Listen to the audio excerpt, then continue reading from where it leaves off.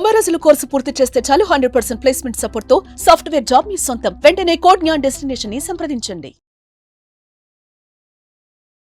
Welcome to Suman TV. నేను మీ Suman TV Nag.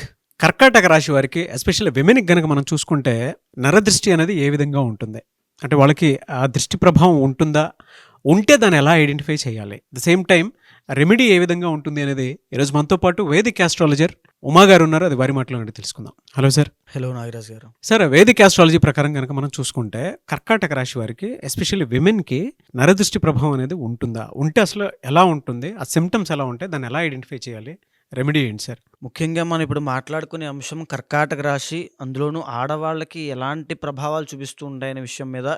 తరువాత అతి ముఖ్యమైనది నరదృష్టి అండి. ఈ నరదృష్టి అంటే కేవలం ఏదో సాధారణంగా అందరూ మాట్లాడే మాటే కదా అని చాలామంది అనుకుంటారు. ఇది ఎంత ప్రమాదకరమైందో, దీంట్లో ఎన్ని భాగాలుగా దీన్ని విభజించారో ఒకసారి మనం చెప్తే వాళ్ళంతట వాళ్ళకే అర్థం చేసుకుంటారు.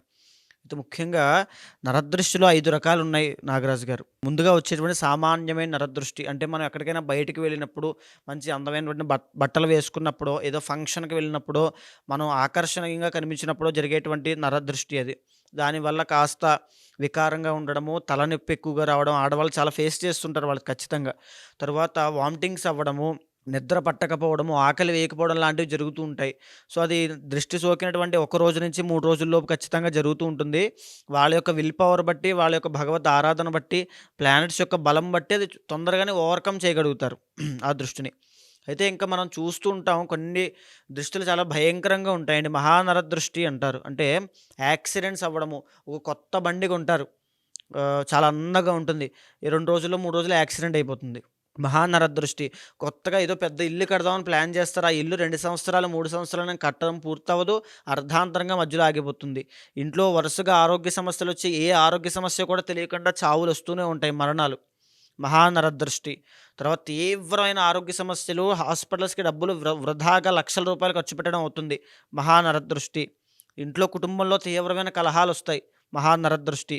తరువాత వచ్చేసి ఇక మూడోది సంభోగ దృష్టి అని ఉంటుందండి. అంటే ఎవరైతే ఇద్దరు భార్యాభర్తలు ప్రేమ అన్యోన్యతలో హ్యాపీగా ఉన్నప్పుడు, వాళ్ళిద్దరిలో అందంగా ఉండేటువంటి వాళ్ళ మీద మూడో వ్యక్తి, బయట వ్యక్తి వాళ్ళు ఏమైనా మోహచూపులు కానీ కన్ను కానీ పడినప్పుడు, వాళ్ళ యొక్క ఈ సంభోగ దృష్టి వల్ల అక్రమ సంబంధాలకి దారితీస్తుంది.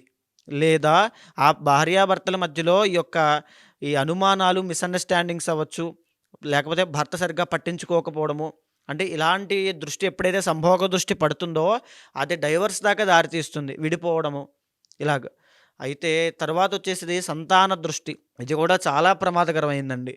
సంతాన దృష్టి అంటే మనం చూస్తూ ఉంటాం, చిన్నపిల్లలు సడన్గా అర్ధరాత్రి లేచి విపరీతంగా ఏడుస్తూ ఉంటారు ఏ కారణం లేకుండా.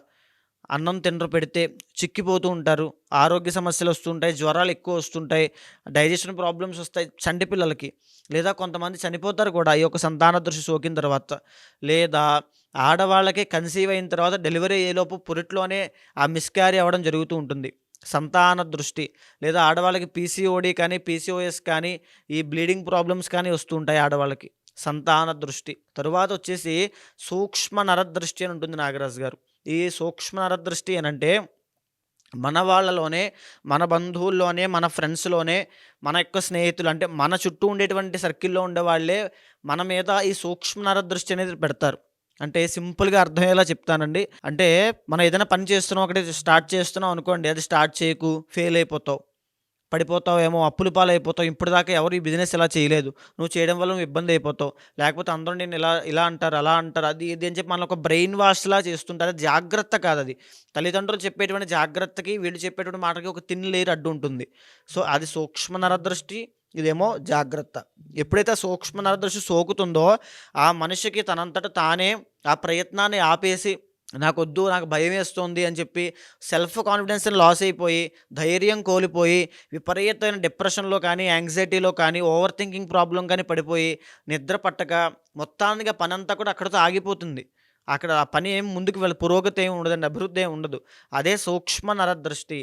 దానివల్ల మనిషి తనంతట తానే నిట్ట నీళ్ళలో కూలిపోతాడు. ఎస్పెషల్లీ ఈ రాశి వారికి ఆ సిమ్టమ్స్ ఎలా ఐడెంటిఫై చేయాలి? జనరల్గా ఈ కర్కాటక రాశి వాళ్ళు మన యొక్క క్యారెక్టరిస్టిక్స్ కనుక చూస్తే, ఆడవాళ్ళు ఎక్కువగా ఎమోషనల్గా ఉంటారండి. చాలా ఎమోషనల్గా ఉంటారు, చాలా సాఫ్ట్ పీపుల్. అంటే సెన్సిటివ్ పీపుల్ అంటే ఒక మాట అంటే గమ్మున తీసుకోలేరు. సో, ఇలాంటి సెన్సిటివ్ పీపుల్‌కి చాలా తొందరగా నరదృష్టి అనేది అటాక్ అవుతుంది. ఇందులో ఏ నరదృష్టి అటాక్ అవుతుందంటే సూక్ష్మ నరదృష్టి బాగా అటాక్ అవుతుందండి. అంటే ఎవరైనా మాటలు చెప్తే దానికి తొందరగా ఇన్‌ఫ్లూయెన్స్ అయ్యేటువంటి మైండ్‌సెట్ వీళ్ళది కర్కాటక రాశి వాళ్ళది. అందులోనూ ఈ యొక్క కర్కాటక రాశి వాళ్ళకి ఇప్పుడు ప్రస్తుతం నడిచేటువంటిది అష్టమ శని. శని 8థ్ హౌస్‌లో ఉన్నాడు కాబట్టి ఈ యొక్క మహానరదృష్టి కూడా ఎఫెక్ట్ అవుతుంది. ఎందుకనండి అష్టమస్య ప్రాణ సంకటః అని మనం చెప్తూ ఉంటాం. అంటే అష్టమ స్థానంలో శని ఎప్పుడైతే ఉంటాడో ఈ యాక్సిడెంట్స్ అవ్వచ్చు, లేకపోతే ఆరోగ్య సమస్యలు, అప్పుల పాలైపోవడము, నష్టాలు కలగడము, 10 మంది ఏదేదో మాటలు అంటూ ఉండడము, మనశ్శాంతి లేకపోవడం, నిద్ర పట్టకపోవడం లాంటివి కర్కాటక రాశి వాళ్ళు ఇప్పుడు పడుతున్నారు అవన్నీ కూడా. అవన్నీ రావడము అష్టమ శని వల్ల, మహానరదృష్టి వల్లనే వస్తున్నాయి. తెలుస్తదండి వాళ్ళకిది? వాళ్ళకిప్పుడు నేను మాట్లాడేవన్నీ వాళ్ళకి అర్థమవుతాయండి. వాళ్ళ జీవితంలో జరిగినవే ఇవన్నీ కూడా గాయాల పాలవ్వడము. అంటే గాయాలంటే యాక్సిడెంటే కాదండి. ఇంట్లో ఏదైనా బరువు ఎత్తుతూ కూడా ఏదో ఒక అవయవానికి ఇబ్బంది జరగడము. మిడ్ ఏజ్ దాటిన వాళ్ళకి స్త్రీలకైతే పెరాలసిస్ అవ్వచ్చు. ఇవన్నీ కూడా ఎక్కువైపోతాయి కర్కాటక రాశి వాళ్ళకి ఎక్కువగా. ఈ మహానరదృష్టి ప్రభావం వీళ్ళకి మార్చి 30 దాకా ఉండబోతోంది. దీని తరువాత ఈ కర్కాటక రాశి వాళ్ళకి ఎప్పుడైతే 12వ స్థానంలోకి శని రాబోతున్నాడో వీళ్ళకి విపరీతమైనటువంటి ఈ యొక్క డబ్బులు లాస్ అయిపోవడము. డబ్బులు నిలబడదండి. రూపాయి కూడా నిలబడదు.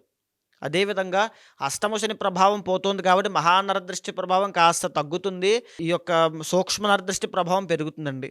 అంటే ఏ పని చేద్దామన్నా అందులో ఆటంకాలు. అందులోనూ ఈ యొక్క నరదృష్టి సోకిన తర్వాత పెద్ద ఎక్కువ రోజులు కూడా పట్టదు నాగరాజు గారు.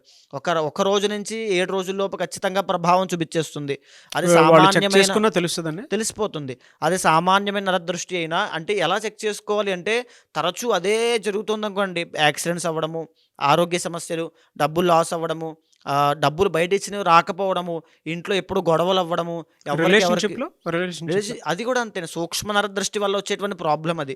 ఖచ్చితంగా ఈ కర్కాటక రాశి వాళ్ళకి ఎఫెక్ట్ అవుతారు. ఎందుకంటే ఒరిజినల్ 7th హౌస్ కూడా వీళ్ళకి మకరం అవుతుంది కాబట్టి కర్కాటక రాశి స్త్రీలు ఈ యొక్క రిలేషన్‌షిప్‌లో కానీ, మ్యారీడ్ లైఫ్‌లో కానీ ఇబ్బందులు పడతారని చెప్పి ఆల్రెడీ నేను చెప్పాను.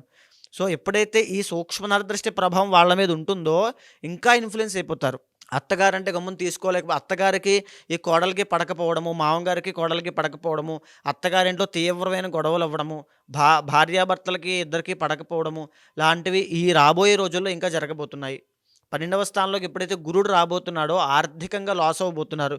వీళ్ళెవరికీ ఇప్పుడు ఈ రాబోయేటువంటి రోజుల్లో కర్కాటక రాశి స్త్రీలు కనుక ఎవరికైనా డబ్బులు ఇచ్చారంటే అవి తిరిగి రావు. ఖచ్చితంగా తిరిగి రావండి. వాళ్ళకి అర్థమవుతుంది ఖచ్చితంగా. ఆర్థిక విషయాల్లో చాలా జాగ్రత్తగా ఉండాలి. అపకీర్తి వచ్చేటువంటి అవకాశాలు ఎక్కువగా ఉంటాయి. అంటే చెడ్డ పేరు వచ్చేటువంటి అవకాశాలు ఎక్కువగా ఉంటాయి. ఏదో పని చేశారు అంటే చేయని తప్పుకు కూడా వాళ్ళ శిక్షను అనుభవిస్తారు ఖచ్చితంగా. ఏ మంత్ వరకు ఉంటుందండి? ఖచ్చితంగా ఇది మే తరువాత నుంచి అక్టోబర్ దాకా ఉంటుందండి. మే నుంచి అక్టోబర్ దాకా వీళ్ళకి ఆర్థిక నష్టాలు చూడబోతున్నారు. రెమెడీ ఏం లేదండి ఎటువంటి వాటి? రెమెడీ ఉంటుందండి. ఖచ్చితంగా బ్రహ్మ ముహూర్తంలో లేచి విష్ణు సహస్రనామం పారాయణ చేయాలి. చేయడం వల్ల ఆ యొక్క దృష్టి ప్రభావం నుంచి బయటకు వస్తారు. ఆ భగవద్ అనుగ్రహం కలుగుతుంది. ఎప్పుడైతే ఆ గురుబలం లేదో శివానుగ్రహం కావడం కోసము శివుడికి అభిషేకం చేయించాలి. ప్రతిరోజు యొక్క అష్టాక్షరి మంత్రం కానీ లేదా ఓం నమో వాసుదేవాయ అనేటువంటి మంత్రాన్ని కానీ బ్రహ్మ ముహూర్తంలో జపం చేయడం వల్ల ఆ యొక్క ప్రభావం తగ్గే అవకాశాలు ఉంటాయి. కానీ ఇవి ఎన్ని చేసినప్పటికీ కూడా మహాప్రత్యంగిర హోమం కానీ, మన్యుసూక్త పారాయణ హోమం కానీ చేయడం వల్ల శత్రువులు కానీ, ఈ నరదృష్టి ప్రభావం కానీ ఎంత మాత్రము వాళ్ళకు ఉండదు. మొత్తం పోతుంది. ఈ పారాయణలు పొద్దున లేచి మంత్రజపం చేయడం వల్ల ఉపశమనం కలుగుతుంది తప్ప ఫైనల్ రిజల్ట్ అంటే కంప్లీట్‌గా ప్రాబ్లమ్ నుంచి బయటికి రావడం అనేది కేవలం హోమం వల్ల మాత్రమే జరుగుతుంది. ఒక వ్యక్తిగత జాతకం ప్రకారం గనక చూసుకొని వాళ్ళు హోమం అంటే ప్రత్యంగిర హోమం చేయించుకోవాలి అనుకున్నటువంటి వాళ్ళు ఉంటారు.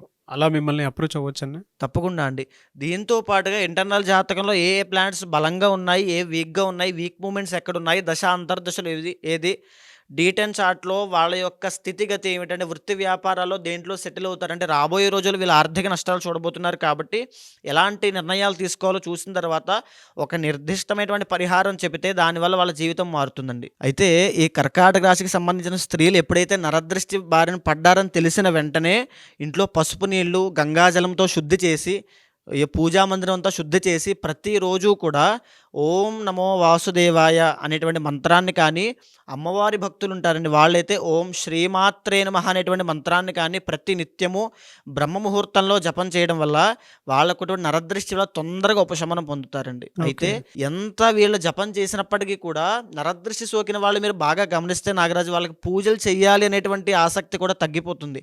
భగవంతుడి మీద దృష్టి కూడా పెట్టలేరు. కూర్చుని 10 నిమిషాలు అలా ఆలోచించి స్వామివారి మీద భక్తితో నమస్కారం కూడా వాళ్ళు చేయలేరు. ఆ ఇంట్రెస్ట్ కూడా వాళ్ళకి రాదు. అందుచేత ప్రత్యంగిర హోమము, మన్యు సూక్త పారాయణ హోమము చేయడం వల్ల ఫైనల్‌గా మనకు కంప్లీట్‌గా నరదృష్టి అంతా పోతుందండి. ఇంట్లో వాళ్ళకి ఆ మన్యు సూక్తంతో అభిమంత్రించేటువంటి రక్షా సూత్రాలు చేతికి కట్టడం వల్ల ఇంటిల్లపాదికి కుటుంబ సభ్యులందరికీ కూడా దృష్టి ప్రభావం తగ్గుతుంది. మీ అపాయింట్మెంట్ తీసుకొని మిమ్మల్ని అప్రోచ్ అవ్వచ్చా? ఎవరికైనా ఏదైనా నరదృష్టి ప్రభావం లాంటిది ఉంది అనంటే జాతక చక్రం ప్రకారం వాటికి కావాల్సినటువంటి పరిహారాల్ని మీ దగ్గర నుంచి పొందొచ్చా? తప్పకుండా అండి.